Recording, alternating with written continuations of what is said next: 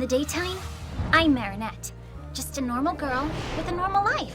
But there's something about me that's only possible because of who Ladybug is to the people of Paris. A lot of people see her as a symbol of hope, as someone who would never give up. It may feel like a burden sometimes, but I guess it comes with the territory. We all need someone we can look up to. Someone who helps us get a grip on things, especially in hard times. Someone who reminds us that whenever we seem to lose hope, giving up is not the solution. Don't be bemused, it's just the news. Today, Mayor Bourgeois launches his new Paris cleaning strategy, supported by a squad of new and expensive innovative cleaning robots. Mayor Bourgeois seems to be intent on putting an end to, and I quote, an unsightly and stinky flying rodent problem.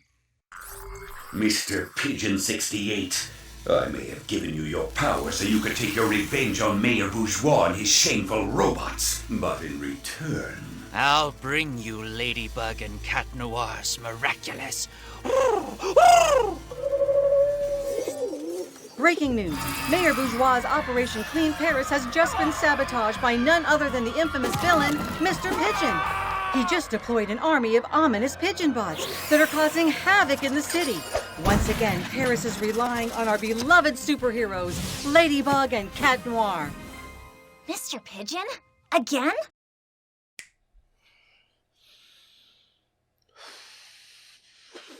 Okay, so we're talking about Miraculous today, which I'm sure that all of you guys were fully aware that I was going to be talking about this video. You were probably expecting first thoughts, though, before this honest review.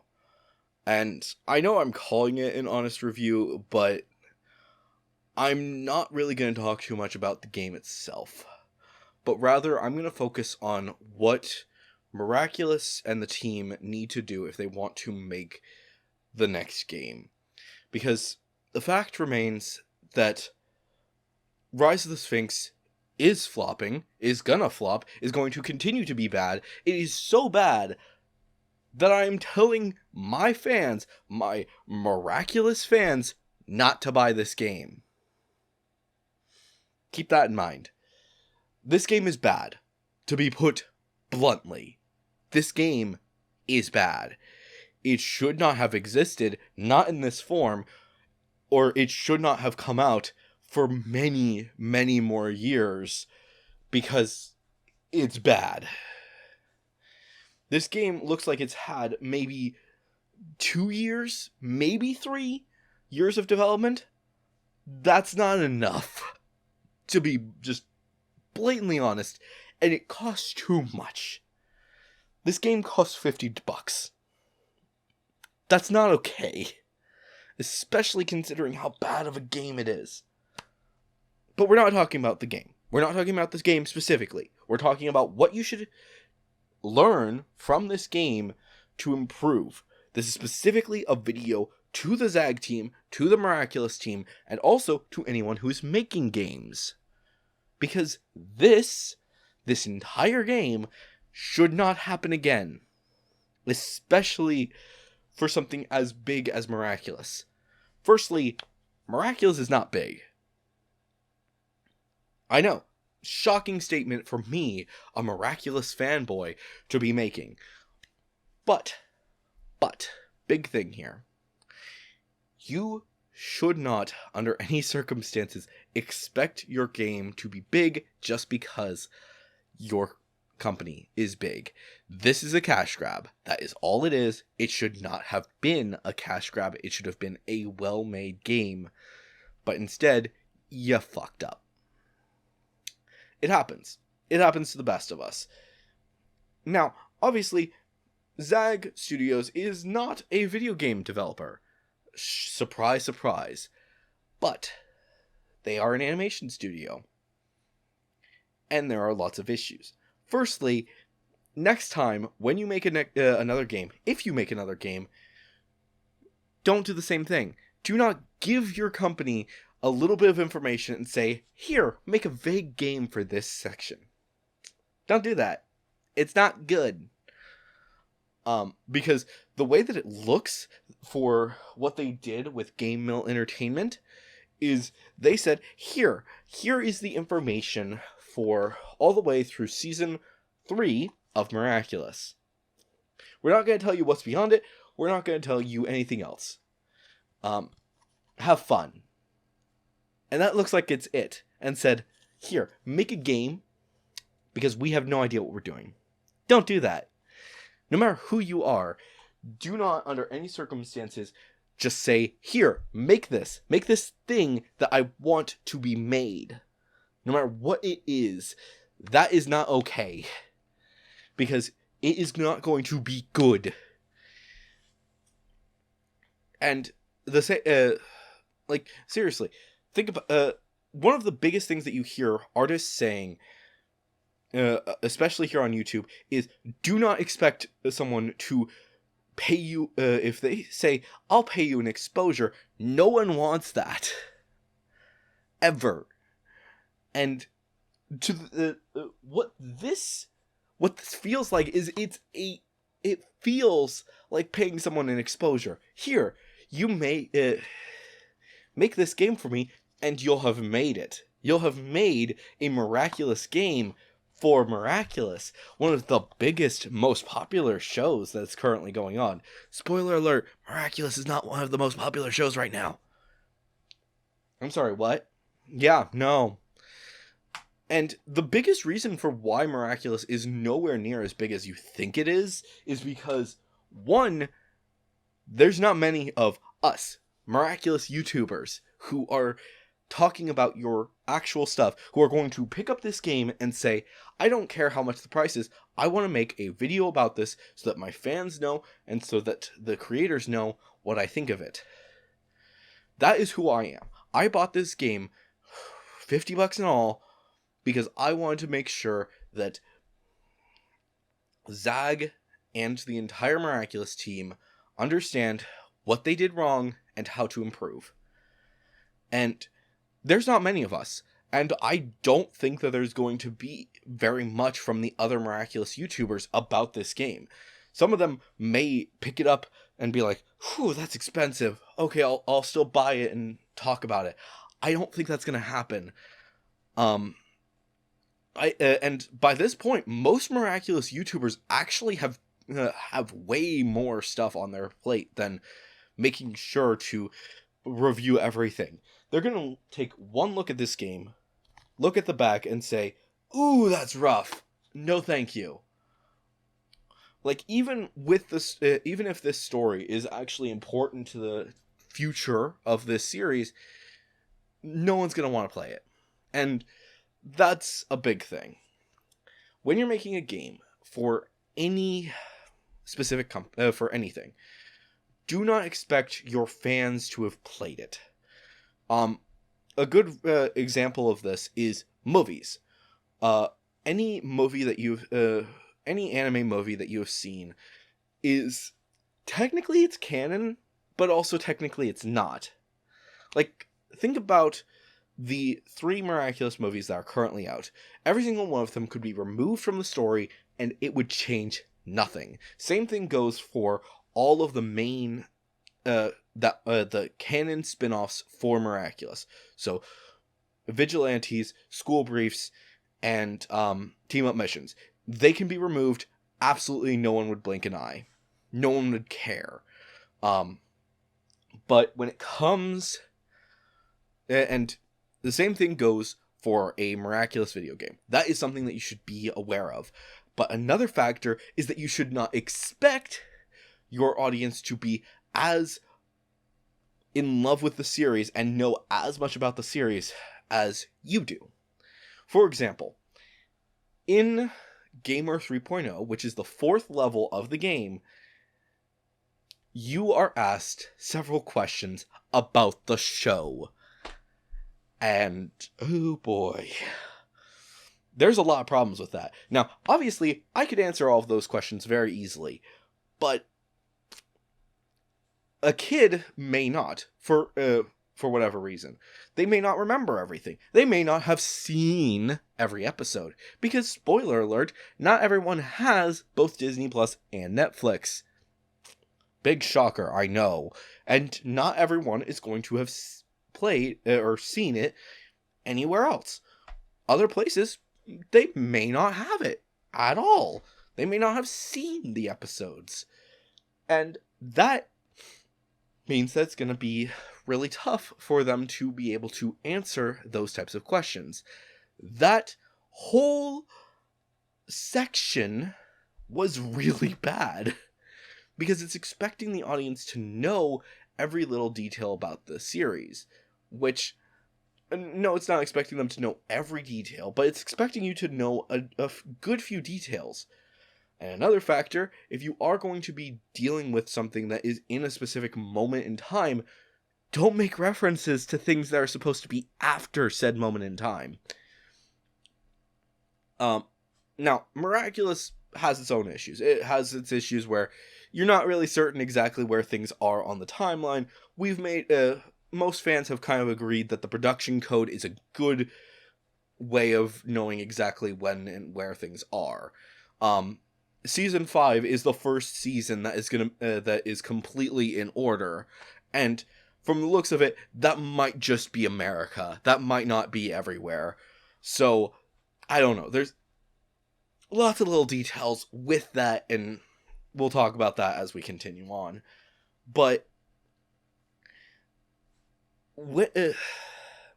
this is taking place during Season 3. Period. There's no ifs, ands, or buts.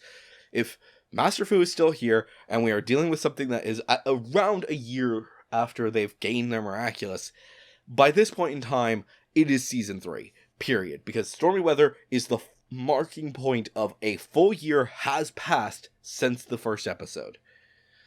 And just good. That's your point. That is your point of 1 year has passed. It's fine to have a birthday thing for Adrian, which is the starting point of this entire game. That's fine. So Stormy Weather, sometime after that. Stormy Weather 2. Good point. We've got a little point there. We've got tied off. We can move on. That's where it's supposed to be. Why is Heart Hunter here? Why has Heart Hunter existed and Master Fu is still here? Master Fu should not be there if there is anything to do with Heart Hunter. If Heart Hunter has come to pass, then that means that Miracle Queen has come to pass, meaning that Master Fu does not have is not here. He is nowhere to be seen. He has lost his memories. He should not be in this game at all. So, if you're going to be doing something with Miraculous, and you want multiple different characters, don't make it sound like it's specifically supposed to be in a specific spot, and then be like, oh yeah, here's this thing that completely throws a monkey wrench in all that. Because Heart Hunter, as I remind you, is the point where Master Fu is kidnapped. There cannot be an episode between it and Miracle Queen, because it literally goes right into it. Sorry, need to rant about that. But that is an important factor. Now, what do you do to improve? What do you do to make sure that you continue to improve and could actually make a game in the future? 1, work with people. Networking. It's an important factor when you're dealing with any media. If you are an actor like myself, you need to be networking with lots of different people. Build up your network so that if something comes along, you can get a job. They can talk to you about different things, and that's just a case for any job.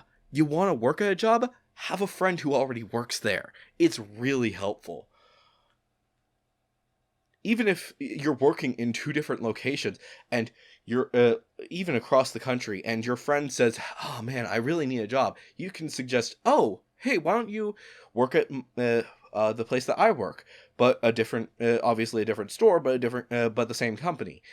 Spoiler alert, that actually works. You can actually get a job at the same company that another member of your family or friends works at very easily if you actually just let them know that you have someone who works at the store somewhere else. For example, I can literally just be like, oh yeah, I used to work at, and it will be way easier for me to get a job at. Or I could also say the same thing about Okay, I could if I ever move to a different location, I could just say, yeah, I used to work at. Boom, different things, and that's kind of the thing that you're going to be doing with, and that's the same for any job. If you are going to be if you want to produce a game, talk with the companies that you're working with. Zag, you work with Disney right now. Disney Channel has been showing the show for a good while in most countries, and Disney Plus currently has the streaming rights here in America. You've also worked with Netflix. Both of these companies have really good connections with a lot of different game companies. So you can talk to them and say, hey, do you guys have any good suggestions for a place that we can that we can talk to about making a game? Obviously, Disney has connections with Square Enix and pretty much every other game company under the sun. Same thing goes for frickin' Netflix. Most of their connections are with DreamWorks connections, but the point still stands. They have a lot of connections, and you can use those connections to improve. So use the connections that you have to find new connections and improve and connect and work with these people. Next, use your actual models. Don't be like, here, have this information, and we're not going to give you any of our models. Here's the thing. At this point in time, video games and 3D animation, you can just send over the models and it will be completely fine. It looks like they had to completely remake the models for for Rise of the Sphinx. Don't do that again. Do not have them do that again. Just simply say, okay, here are our models. Even if they do not work in the same format, it will be a much easier job for them to have the base models that you use for the animation and use those models to make things better, because here's a little factor for you. A lot of those little details actually work the same between both video games and animation. So working with your company that you actually hire to make the game, have them work with you and work with them by giving them the details that you have. Give them your files, because it will make their jobs so much easier. And don't be afraid to talk with the director for any of the different directors, the voice directors, make sure that you're actually looking over the things and making sure, yep, the story looks good. Make sure that you're reading over the scripts. Make sure that you actually play the game. Here's another thing. Beta testers and alpha testers. You need them. And one of the best ways that you can get a beta tester, ask a YouTuber. I know it's a shocking statement to make, but look for Miraculous YouTubers. I'm not saying me at all, because obviously I am tiny. I only have a few hundred subscribers at this point in time. I am not even to 1,000 yet. I do not get paid for my job. But if you ask anyone to beta test, they would be happy to. Even just a little bit of payment is going to go a long way to have them beta test your game. And on top of that, it means free content for them. Once your NDA goes past, they can make a review for it, and then instantly you get tons and tons of more views. Me talking about even me talking about Rise of the Sphinx, while I am saying do not play the game, it means that more people, more of my fans, are going to say, oh, well, I'm going to check it out. Despite the fact that he has said that I do not suggest that you play this game, more people are going to be playing it because somebody talked about it. One of the biggest things that we always hear is, no press is bad press, and any press is good press. That is just a statement, and it is completely factual, that no matter what you are, no matter how good or bad of the press that you get, you're getting press, and you're getting more voices out there. Honestly, no one was talking about this game, at all. And that is worrisome. If no one is talking about your game, how are you going to actually get people to talk about it and enjoy your game? Yeah, if no one's talking about it, no one's going to play it. That's just a fact. Like, sure, you're going to get, like, a few people that are every now and again that are going to be like, ooh, Miraculous, I'm going to play this. Oh, it's $50 though. I don't know. And especially parents. Like, seriously, if let's say a kid, sees Miraculous on their, at their local games store, or it could be pretty much any store that they go to. They see Miraculous. Ooh, Miraculous. Ooh, mommy, can I get this? And then the mom or dad is going to be like, it's $50, honey. Sorry, it's too expensive. Especially when it comes to, especially if they are someone who actually looks at this stuff, and they may look at the back and be like, ooh, it's using Unity. I'm not sure. Which Unity is, it's a good company, but comparatively, not really. And same thing goes for Game Mail. Seeing Game Mail on this box is just, But the biggest thing are the pictures. The little pictures on the back of your thing. They look like shit. And I do mean that. They look like shit. So, and they're hopefully they do more research than that. They look into the game, and they're going to see videos like this where someone is saying, do not play Miraculous. And they're going to be like, okay, sorry, sweetie. Can do. And yeah, you just got to be aware of that. I don't know. There's lots of little details with that. And you got to be aware of every little detail when you're making a game in general. You got to work with your creators. You got to make sure that you're doing a good job, because otherwise you're not going to make money. Yeah, Miraculous, it's done well for itself, but it doesn't have the name exposure that it's going to need.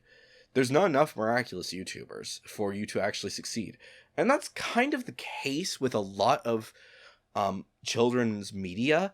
There's not really a lot of people who are going to be talking about children's media.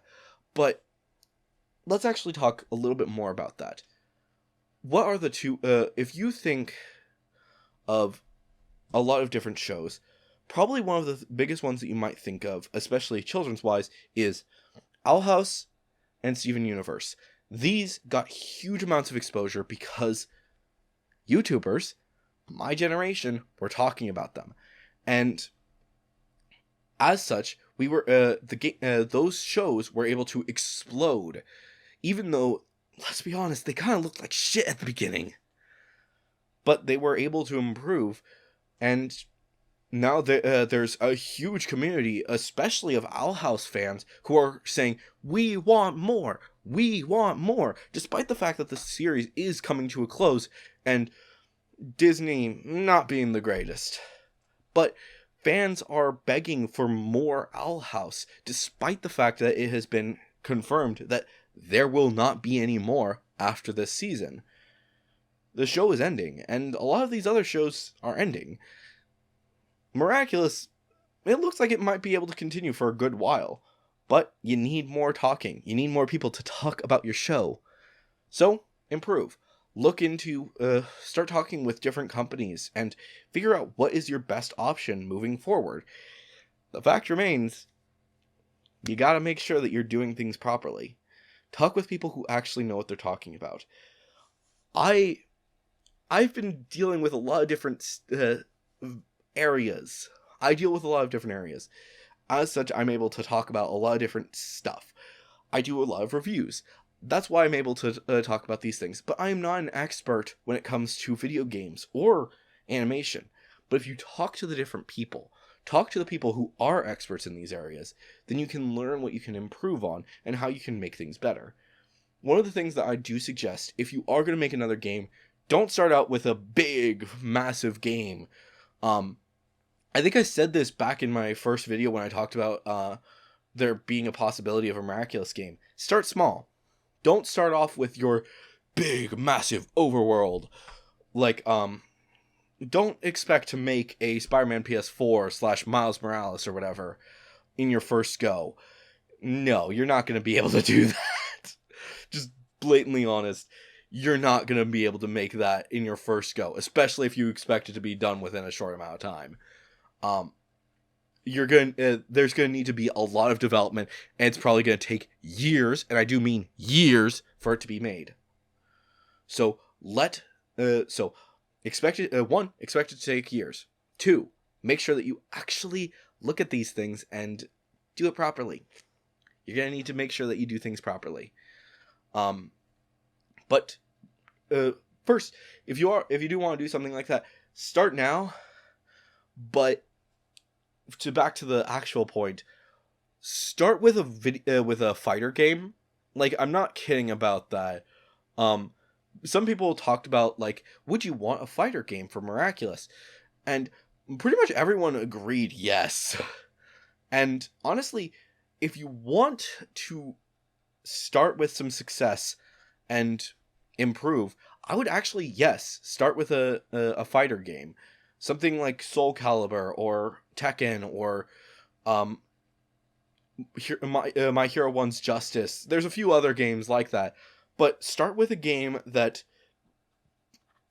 look at the different games for all the different fighters and say, okay, which one do we want to actually do? And then use that as your basis moving forward. And once you have that basis, then you can actually work to improve it and make your game however you want it to be. By starting off with something simple like that, you'll be able to make a game that is really good for a lot cheaper than this. This needed a lot of 3D models for it in order to actually be able to do a lot of things that they wanted to do. Obviously, they made a lot of mistakes with that, but once you have those details, you can improve and make things better to make a good game.